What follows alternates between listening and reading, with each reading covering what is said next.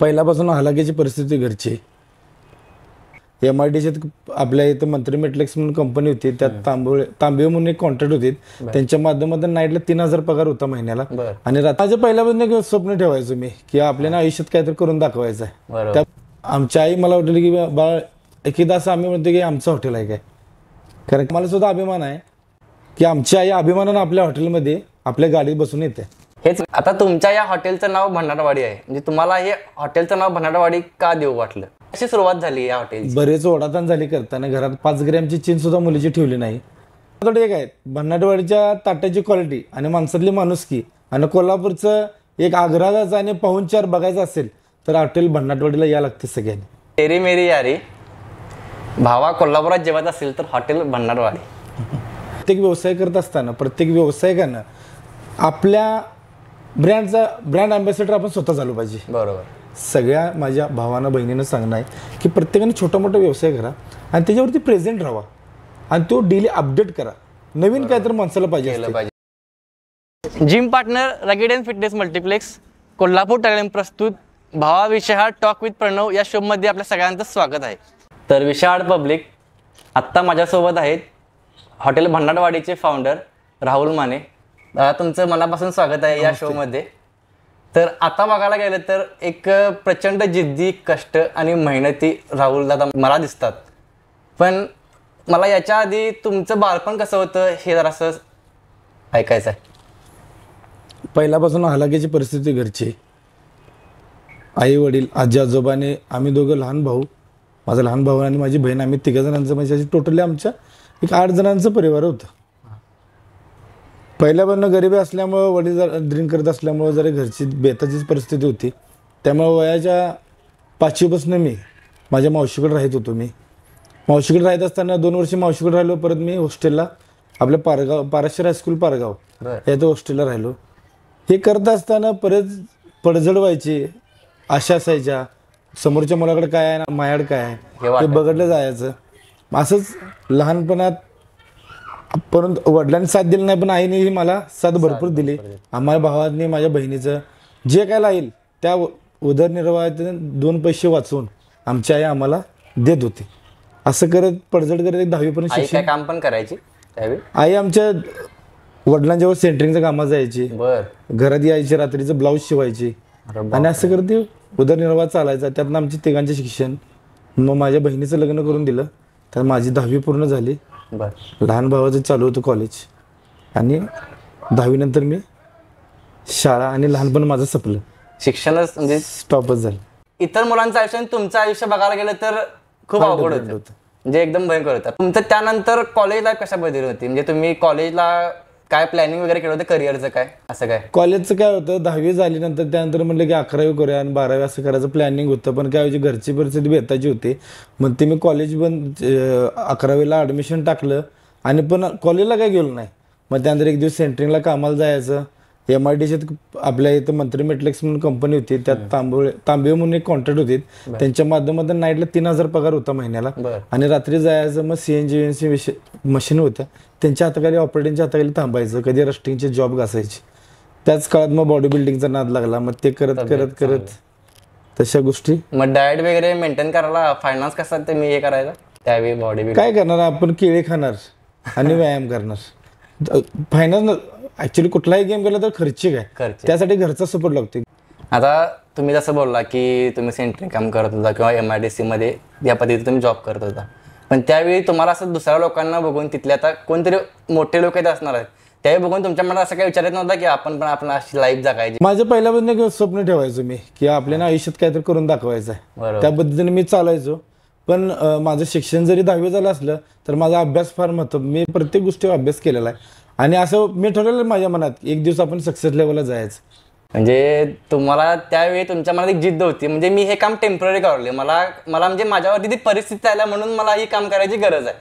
पण तुमच्या डोक्यामध्ये असं होतं की आपण पण एक लक्झरीस लाईफ जगायची. 100%. आणि आता ते आम्ही सगळी बघायला लागले, आपले पब्लिक पण सगळं बघायला की राहुल दादा कशा पद्धतीचे आता राहतात.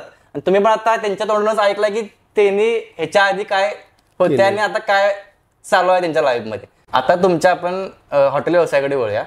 आता तसं बघायला गेलं तर हॉटेल या व्यवसायामध्ये भरपूर कॉम्पिटिशन्स आहेत आणि भरपूर वेगवेगळ्या प्रकारचे हॉटेल्स आहेत. पण तुम्हाला असं का वाटतं की आपण हॉटेलच हा व्यवसाय करायचा?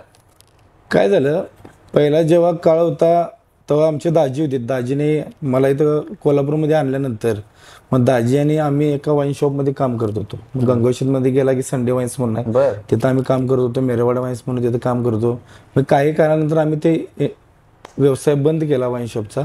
आणि माझा भाऊ हॉटेल मॅनेजमेंट झाला होता 2011ला. त्यानंतर त्याच्या माध्यमातून आम्ही ह्या इंडस्ट्रीत प्रवेश केला. मी 2013ला करत असताना बरेच मग वाढपीची कामं, वेगवेगळ्या कॅटरर्समध्ये काम जायचं. म्हणजे आदित्य हॉटेल असेल, सिद्धराज कॅटरर्स असेल, आणि द फर्न आहे, टुरिस्ट आहे, ग्रँड हयात आहे, सयाजी हॉटेल आहे, इथं आम्ही सर्व्हिस बॉय म्हणून आम्ही जायत होतो. मग तिथं मला आवड लागली की बार टेंडरच्या हाताखाली थांबायचं, मॉकटेल मेकिंगच्या हाताखाली थांबायचं, बल्क क्वांटिटी किचनमध्ये थांबायचं. मग त्या गोष्टी माहिती करून वेगवेगळ्या कॅटरर्समध्ये गेलो की मी किचनमध्ये थांबून ते प्रिपरेशन जेवणाचं बघायचो, करायचो. मग असं करत असताना वाटलं की बाबा आपणही कुठंतरी चांगलं किती दिवस काम करणार, आपण एक छोटंसं हॉटेल टाकायचं म्हणून आपण ह्या व्यवसायात प्रवेश केला. तुम्ही छोटंसं म्हणालाय, तुम्हाला छोटंसं वाटायले, पण छोटंसं नाही. मला तर वाटत नाही की हे छोटं हॉटेल आहे, पण हे माणुसकीनं भरलेलं हॉटेल आहे 100%.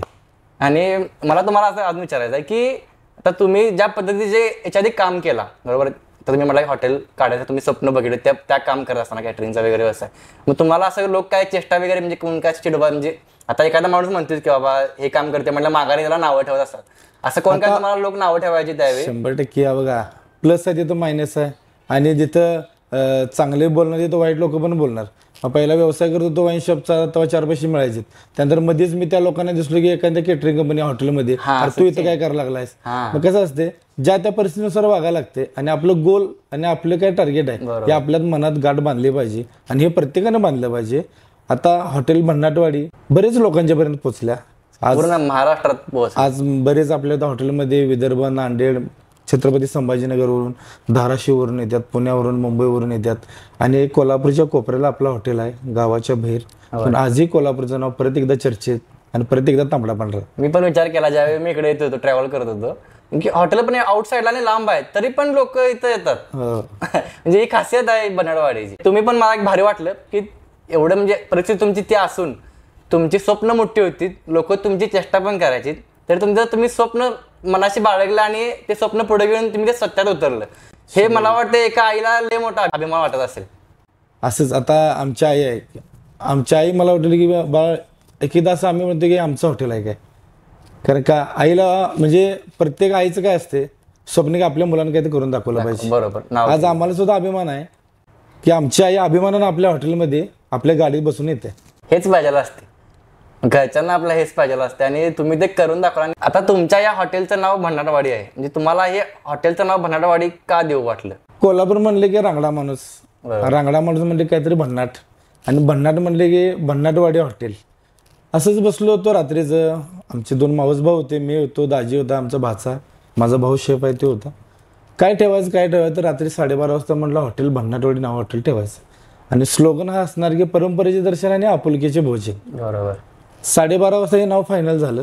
दुसऱ्या दिवशी म्हणजे 25 तारखेला नाव फायनल झालं आणि बरोबर 27 डिसेंबरला आम्ही प्लॉटवरती बोर मारला. ज्यावेळी तुम्ही हॉटेल हे सुरू केला त्यावेळी तुम्हाला म्हणजे कशा पद्धतीने तुम्ही सुरुवात केली, म्हणजे एखादा डायरेक्ट तुम्ही म्हणजे तुम्हाला अनुभव होता या क्षेत्रातला, पण आपण दुसरीकडे काम करतो हे वेगळं, आणि स्वतःचं एखादं काहीतरी उभा करणं ह्यात जमीन अस्मानचा फरक आहे. कशा पद्धतीने कशी सुरुवात झाली या हॉटेल? बरेच ओढाताण झाली करताना. घरात 5 ग्रॅमची चीन सुद्धा मुलीची ठेवली नाही.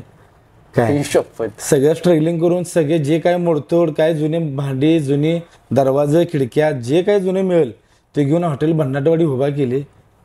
आमची भन्नाटवाडी होती मोडकी तोडकी, पण आज भन्नाटवाडीचं जेवण आणि भन्नाटवाडी एक आहे. भन्नाटवाडीच्या ताटाची क्वालिटी आणि माणसातली माणुसकी आणि कोल्हापूरचं एक आग्रहाचा आणि पाहुणचार बघायचा असेल तर हॉटेल भन्नाटवाडीला या लागते सगळ्यांनी. नक्कीच. पब्लिक हे सांगतात ते खरोखर आहे. आणि मी ज्यावेळी आत एंट्री केली इथलं वातावरण बघून एवढं भारी मला वाटलं की मी खरोखर एका गावामध्ये आले. आता बघायला गेलं तर सिटी जवळची गाव आहेत ती बऱ्यापैकी डेव्हलप झाल्यात, आणि गावचं गाव पण आहे, हे सगळं थोडंसं साईडला झाले. पण या बनाटवाडी तुमची आम्ही वाट बघत बसलेलो, आमच्या टीमची डिस्कशन चालू होती, पण आम्ही हॉटेलमध्ये आलो असं आम्हाला जरा पण वाटलं नाही. भन्नाटवाडी म्हणजे आपण असं गावामध्ये आले, आपण गावच्या कोणाच्या घरामध्ये येऊन बसलोय, असं आम्हाला वाटलं. आणि इथलं डिझाईन वगैरे बघितलं तर प्रॉपर सगळं लहानातलं लहान गोष्टी, म्हणजे गावामध्ये कसं करणे वगैरे असायचे अनाउन्समेंट करायला, ते पण तुम्ही इथं बसा आणि त्या चालू कंडिशनमध्ये. त्यामुळे एकदम तुम्ही प्रॉपर गावच बनवलं आहे. तुमच्या या भन्नाटवाडीच्या हॉटेलला सोडून एक माझ्या मनामध्ये एक लाईन आल्या की तेरी मेरी यारी, भावा कोल्हापुरात जेवत असेल तर हॉटेल भन्नाटवाडी. कारण गावचं गावपण आणि आपुलकी या सगळ्या गोष्टी या भन्नाटवाडीमध्ये आहेत. त्यामुळे तुम्ही लवकरात लवकर, आणि तुम्हाला नक्की व्हिजिट करा. तुमचे कोणतेही कार्यक्रम असू दे किंवा तुमचे फेस्टिवल्स असू देत, या भन्नाटवाडीला येऊन तुम्ही नक्की व्हिजिट करा. आता एखादा व्यवसाय सुरू करत असेल तर व्यवसाय सुरू झाल्यानंतर लोकांना लगेचच यश पाहिजे असेल, पण जे नवीन व्यवसाय सुरू करणार आहेत त्यांच्यासाठी तुम्ही काय सांगाल? आपण एखाद्या इंडस्ट्रीत, एखाद्या फील्डमध्ये किंवा एखाद्या जॉब प्रोफाईल घेऊन आपण काहीतरी काम करत असतो की बाबा मला हे टाकायचं आहे, मी गॅरेज टाकणार आहे, मी हॉटेल टाकणार आहे, मी नाश्ता सेंटर टाकणार आहे. ह्याच्यापूर्वी त्या गोष्टी तुम्ही बराच अभ्यास केलेला असतो.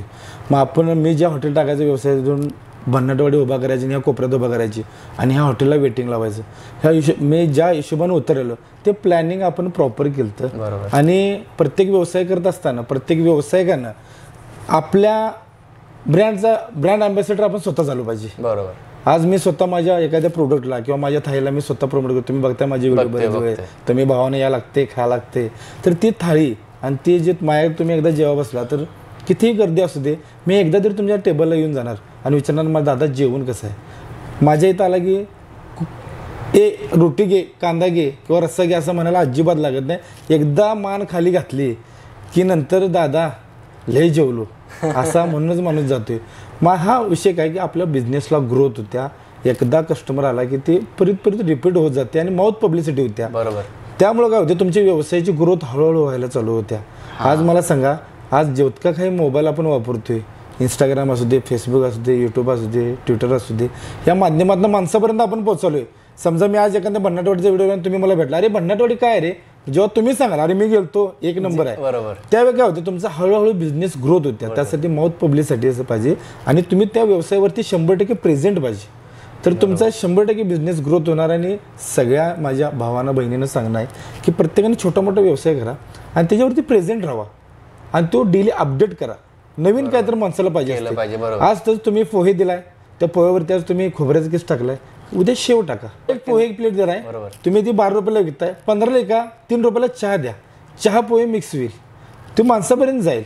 आम्ही हायवेला असताना आराम हॉटेलला थांबतोय रोहनदांच्या, 25 रुपये चहा कप आहे, पण त्यावर 2 मारीचे बिस्किट मिळतात खायला. आम्ही त्या चहासाठी थांबत नाही, त्याच्यावर बिस्किट 2 मारीचे मिळतात. बरोबर. तसं आहे, बिझनेस वाढवता आला पाहिजे, बिझनेसची ग्रोथ करता आली पाहिजे आणि बिझनेसवरती आपण जे काही व्यवसाय केला तेव्हा पॉझिटिव्ह थिंकिंग, पॉझिटिव्ह वातावरण पाहिजे. तुमचा 100% म्हणजे बिझनेस ग्रोथ, म्हणजे आपल्या बिझनेसबद्दल आपल्याला डाऊट आला नसला पाहिजे. थोडक्यात 100%.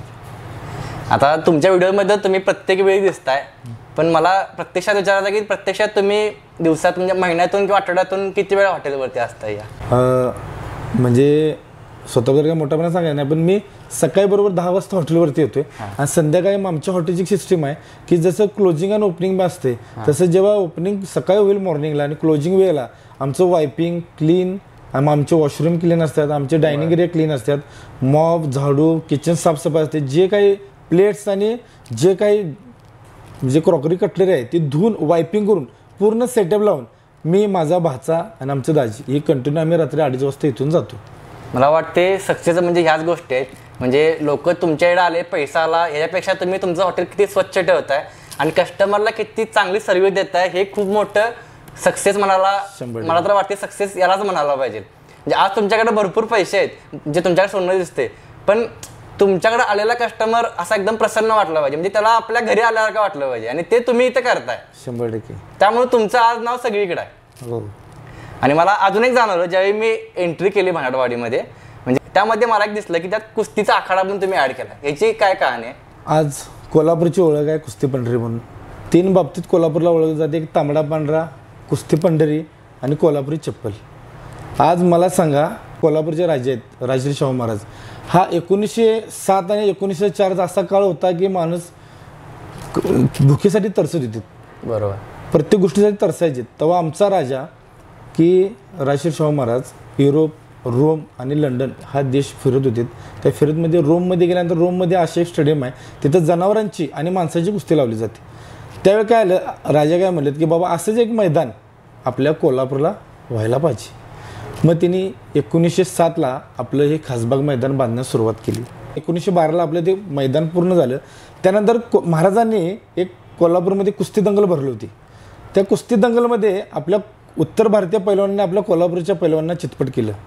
तो महाराजांना ती गोष्ट लागली आणि महाराजांनी त्या काळात वर्षाला 30,000 मानधन खर्च करायचं आपल्या मल्लावरती आणि त्यांनी गल्लोगल्ली आमच्या तालमी स्थापन केल्या. महादेवगोंडी तालीम असेल, 12M तालीम असेल, मोतीबाग तालीम असेल, गंगावीस तालीम असेल, या तालमीतनं आपले मल्ल तयार झालेत. आणि हे मल्ल आज कुस्ती पंढरी म्हणून ओळखलं जाते कोल्हापूरला. आपल्या त्यानंतर उत्तर भारतीय जे पैलवान आहेत ते कोल्हापूरच्या पैलवानांना बघितले की मागं फिरायचे. म्हणून ही आमच्या महाराजांची आठवण कुठेतरी असावी म्हणून आम्ही दारात एक कुस्तीचं स्टॅच्यू आणि कुस्तीचा आखाडा उभा केला आहे. आणि त्या आखाड्याकडे बघितल्या जो हाडाचा पैलवान आहे त्या 2 मिनिटात डोळ्यात पाणी येते. अशी बरेच कुस्तीचे झालेले महान म्हणजे आज वयस्कर लोक आहेत आमच्याकडे जेव्हा येतात. मला विचारता आवाजून बाळा तुला ही गोष्ट कशी काय सुचली. तर आम्हाने आमचा सुद्धा ऊर भरून येतो सांगायला, कारण आम्हाने आमच्या परिस्थितीनुसार आम्हाने ते क्षेत्र करता आलं नाही. पण आवड होती पण त्या करता आलं नाही. पण आम्ही आमच्या राजांचा अभिमान आहे आम्हाला की आज कुस्ती परंपरा आणि कुस्तीची पंढरी म्हणून आज आमच्या कोल्हापूरचं नाव ऑल ओव्हर जगात आहे. आणि असा स्टॅच्यू मी तर म्हणजे असा कुस्तीचा आखाडा कोणत्या हॉटेलमध्ये माझ्या तर अजूनपर्यंत बघण्यात नाही आलेला. एक म्हण आहे आमच्या कोल्हापूरची, जगात भारी आणि कोल्हापुरी. जरी माणूस फॉरेनचा जरी असला तर त्याने तांबडा पांढरा इथं भावा प्यायला लागतो कोल्हापुरात गेल्यावर. विषय आहे तुमचा. आता मी तुमच्या व्हिडिओमध्ये अजून बघितले की तुमच्या भाच्याचा पण काहीतरी रोल आहे. तुमच्या दोघांचे मामाबाचे यांचे व्हिडिओ असतात, पण काय तुमचं नातं काय आहे मामाबाचींचं? माझी मोठी बहीण आहे, तिचा मुलगा आहे. तो मला कसं आहे मला 2 मुले आहेत. त्यामुळं माझा तो 3रा मुलगा असल्यागतच आहे. आणि मामा भाषेचं म्हणजे नातं आहे, पण आम्ही मित्रागत राहतोय. आम्ही जेव्हा फील्डवर काम करत असतोय मग त्याला कधी अकाउंट डिपार्टमेंट सांभाळत देतोय, कधी त्याला कस्टमर संग कम्युनिकेशन करायचं असते, कधी तो व्हिडिओ करत असतो कस्टमरवर. मग क्लोजिंग टायमिंग असते, वायपिंग असते, दिवसभरचे रील चालू असते हॉटेलची. मग आमचं कसं असते आम्ही आमचे मामा भाषेचे व्हिडिओ असतात ते व्हायरल आहेत आता इंस्टाग्रामवरती. कधी आम्ही आमच्या हॉटेलची व्हिडिओ करत असतो. आणि जेव्हा मी काही 1 ताससाठी 2 साठी किंवा 1 दिवसासाठी कुठे बाहेर असेल तर ते कंटिन्यू हॉटेलमध्ये व्यवस्थित मी जसा प्रोटोकॉल कस्टमरचा करतोय तसं सगळ्यांचा तो ठेवत असतोय. आणि आज हे वृक्ष आहे, उद्या वट वृक्ष होईल. तेव्हा जेव्हा काही पालव्या फांद्या फुटतील तेव्हा त्याने सांभाळता यावं या हेतून आम्ही त्याला एक फील्डवरती मी त्याला तयार करत आहे. तुमचा बॅकबोन किंवा तुम्ही सावली म्हणला तर चालेल. 100% म्हणजे आता तुम्ही बाहेर गेला होता तुमच्या पाठीमागे त्यांनीच सगळं सांभाळ. आता आम्ही बघितलं हा भंडारवाडीचा प्रवास आहे, त्या प्रवासामध्ये तुम्हाला कोणाकोणाची मदत झाली? भंडारवाडीचा प्रवास हा चालू करताना मावस भाऊ एक अमित माने माझा आणि आमचे मोठे भाऊ प्रकाश टोनपे आणि आमचे लाख मोलाची साथ म्हणजे पहिल्यापासून मला माझ्या लग्नाची सुपारी फोडण्यापासून मला चालायला शिकवण्यापासून म्हणजे माझं लग्न जेव्हा माझ्या बहिणीला दिलं तो पण एक बहीण आणि आमचं दाजीचं माझं दाजीचं कशी माझं दाजी आणि मेहण्याचं जर राहिलंच नाही. माझ्या वडिलांच्या गत आहेत. प्रत्येक काही घरात झालं काही करायच्या गोष्टी असल्या तर दाजी आमचं पुढवून माझं करतात. आणि दाजी अमितदा आणि आमचं पकुदा यांनी मिळून मला साथ दिली भन्नाटवाडी उभा करायला. सगळ्यांनी म्हणून हॉटेल भन्नाटवाडी उभा केली. भन्नाटवाडीचं ओपनिंग झालं आणि सगळं भन्नाट झालं. आलेला माणूस सगळा भन्नाट जेवून सांगून जायचा की बाबा जेवण 1 नंबर होतं. त्यामुळं थँक्यू आहे की ज्यांनी मला माझ्या भावाने आमच्या दाजीने सपोर्ट केला. आणि आज भन्नाटवाडी आज सगळ्या महाराष्ट्रभर की आज मला फॉरेनमधून सुद्धा मेसेज आहे, राहुलदा आम्ही इंडियात आलो की पहिला तुमच्या हॉटेलला जेवणार. कसं आहे आज माणूस आपला आज कोल्हापूरचा माणूस तुझा दुसऱ्याच्या देशात जाऊन राज्य करतोय आमचं की बाबा तिथं जाऊन भन्नाटवाडी सांगतात की बाबा कोल्हापूरात आमच्या एक भन्नाटवाडी आहे.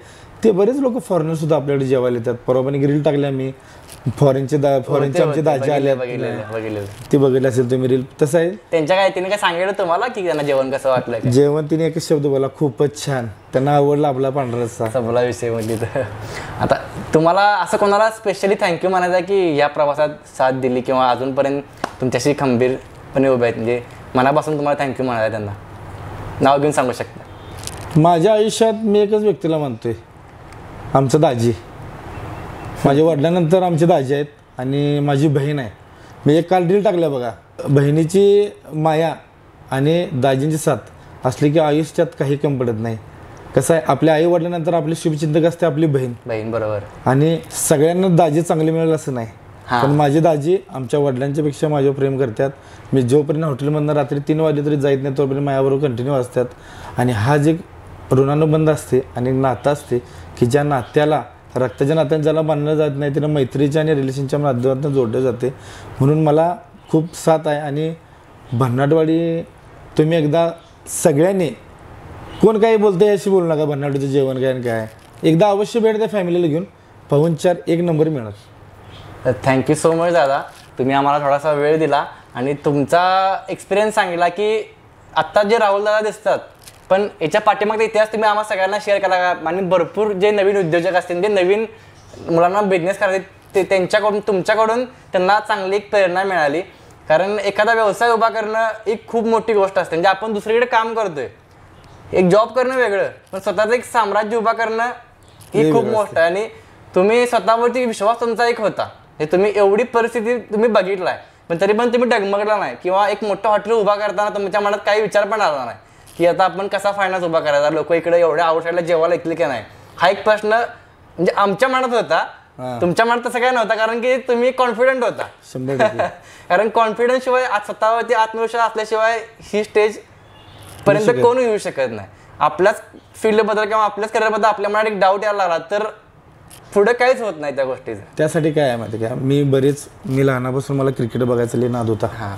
सौरव गांगुली ॲक्च्युली आपले इंडियाचे कप्तान होते पण त्यांचा गेम होता फुटबॉल, ते झाले क्रिकेटर. महेंद्रसिंग धोनी होते, फुटबॉलचा प्लेअर पण झाला क्रिकेटर.